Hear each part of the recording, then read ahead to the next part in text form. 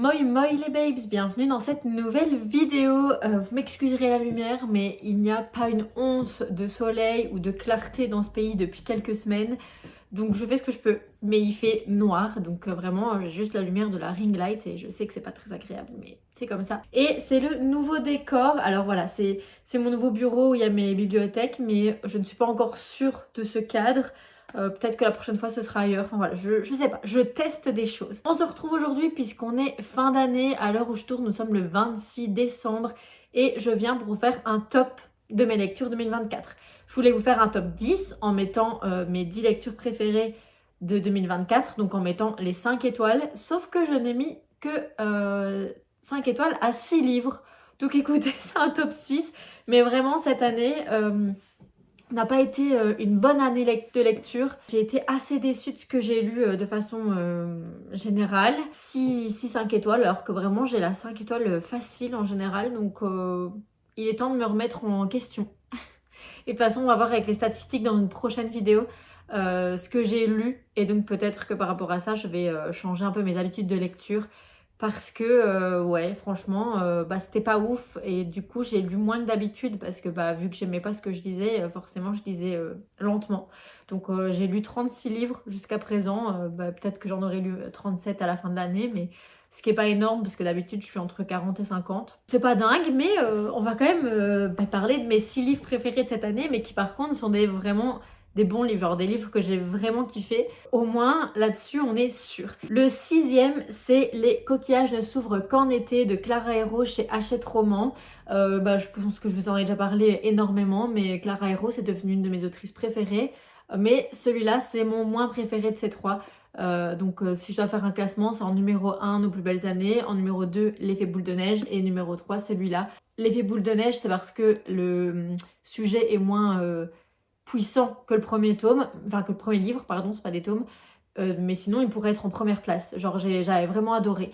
J'ai vraiment aimé Les coquillages ne souffrent qu'en été, d'où les 5 étoiles. Après, je pense que c'est juste que c'était un thème qui me parlait moins par rapport aux autres livres de Clara Hérault.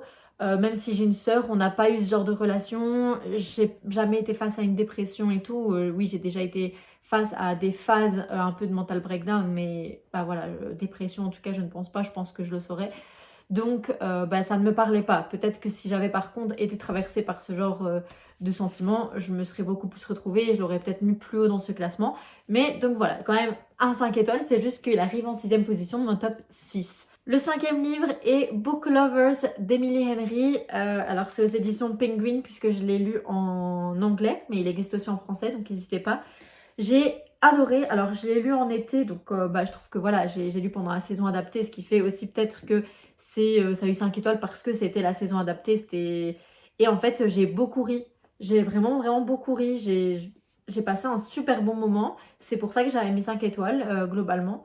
Parce que clairement, c'est pas le meilleur livre que j'ai lu de ma vie. Enfin voilà, ça reste une romance un peu classique. On n'est pas non plus dans un truc révolutionnaire.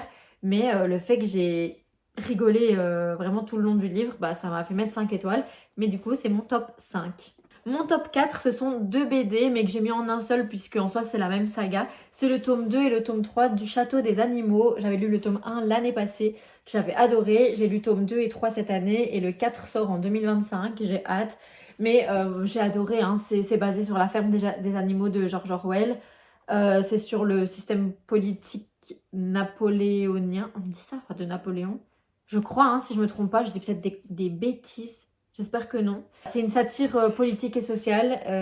Elles sont trop bien ces BD. Ouais, le seul bémol, c'est que voilà, le tome 4, il met du temps à sortir. Enfin, genre 2 ou 3 ans, je crois. Et donc, je les relirai avant de lire le 4 parce que j'aurais oublié. Mais vraiment, moi, j'adore ces BD. Si vous aimez les satires politiques et sociales, n'hésitez pas. Le Château des Animaux, c'est vraiment super. On arrive donc dans le top 3. Ça va être une vidéo super courte vu qu'il y en a que 6 à présenter, mais c'est comme ça. Alors le top 3, c'est un livre que j'ai lu en audio.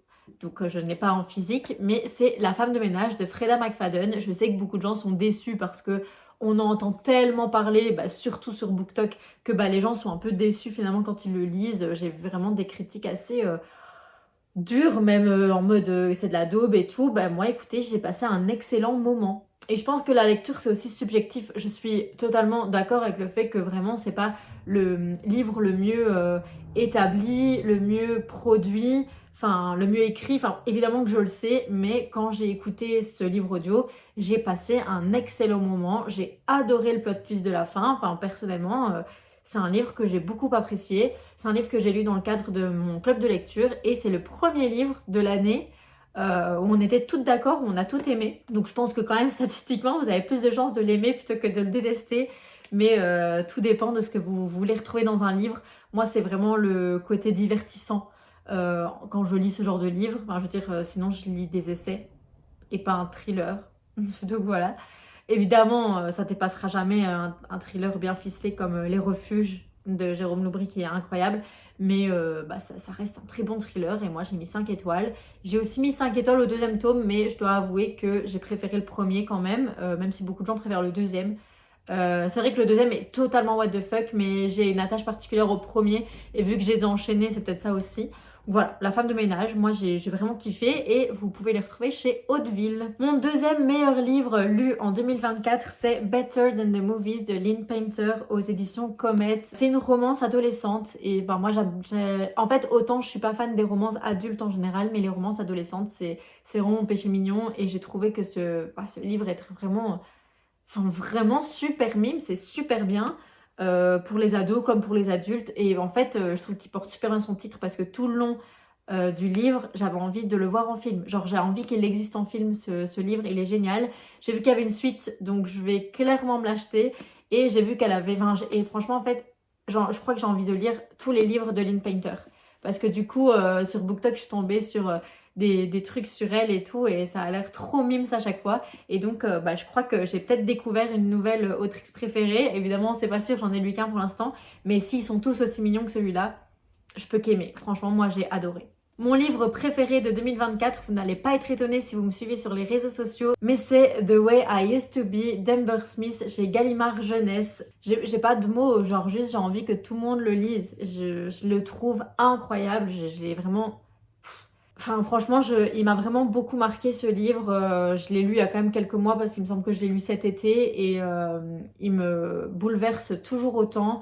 J'y pense souvent. Aujourd'hui, j'ai commencé le tome 2, donc j'ai trop hâte aussi. Mais j'ai lu que 2 chapitres pour l'instant, donc mais j'ai trop hâte aussi de le découvrir. Franchement, meilleure découverte de l'année. J'ai adoré ce livre. Vraiment... incroyable. C'est un sujet dur puisque ça parle de viol et d'agression sexuelle en général. Je trouve que c'est hyper bien décrit la façon dont le personnage principal gère avec son sentiment d'après alors qu'elle garde le secret, qu'elle n'en parle pas. Et je trouve que c'est... Alors ça peut être énervant, j'ai vu beaucoup de critiques qui critiquaient Eden, donc le personnage principal, en disant qu'elle était énervante, qu'elle agissait vraiment mal et tout, que ça devenait une mauvaise personne. Je suis tellement pas d'accord parce qu'en fait je crois que c'est les gens qui disent ça de un n'ont peut-être pas vécu ce qu'elle a vécu et s'ils l'ont vécu les gens ne réagissent pas de la même façon toutes. Il y a des gens qui vont réagir pas positivement mais de façon plus discrète et tout et il y a des gens comme Eden qui vont totalement vriller et faire n'importe quoi avec leur vie et en fait je trouve que c'est une réalité dont on n'aime pas parler parce qu'en fait, vous savez, ça rejoint le narratif de la mauvaise victime. Eden, c'est la mauvaise victime. Et en fait, je trouve ça trop bien de l'avoir mis dans un livre jeunesse en plus parce qu'il n'y a pas de mauvaise victime.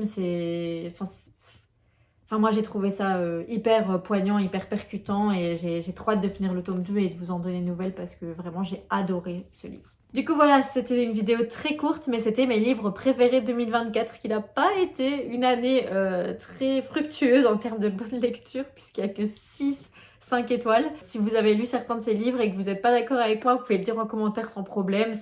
La lecture, c'est hyper subjectif, comme je disais, c'est un moment qu'on passe et une connexion qu'on a avec l'histoire ou l'écriture. Et ça peut pas plaire à tout le monde et c'est normal. Et puis vous pouvez vous abonner à ma chaîne, liker la vidéo. Et on se voit très bientôt pour une seconde vidéo pour la fin de l'année. Bisous, ciao!